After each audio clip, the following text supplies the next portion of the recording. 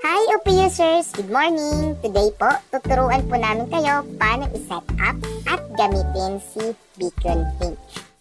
For the sake of this demonstration, let's make sure po na nakapatay po yung Wi-Fi at the same time po yung mobile network natin.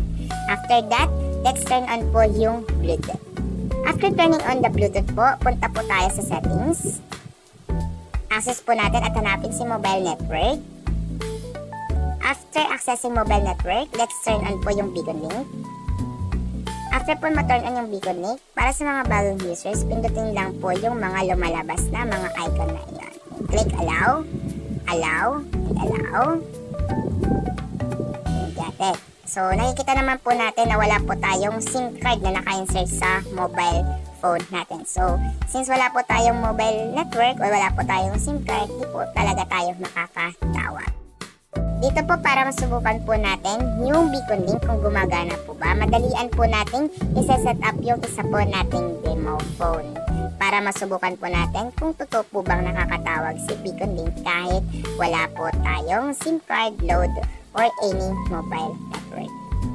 This time para ma-detect po natin na may tumatawag sa atin, pangalanan po natin yung device na to as Joy.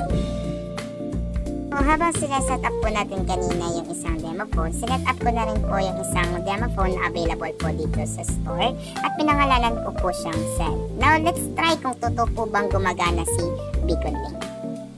Ayan. So, nakikita po natin yung isang demo phone is tinawagan po si demo phone number 2 na may pangalang Cell. Naka-receive po si Cell ng call from Joy at pwede na po natin gamitin si Beacon Link without SIM card. Hello?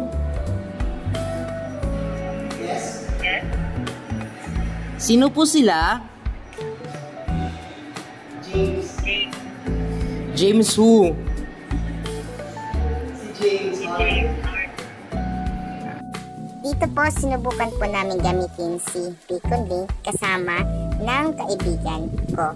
Please take note lang po na pag sa open space, 200 meters lang po ang radius na kayang abutin ni Beacon Link. And sa closed space naman po is 60 meters po. Congratulations and enjoy your mobile phone.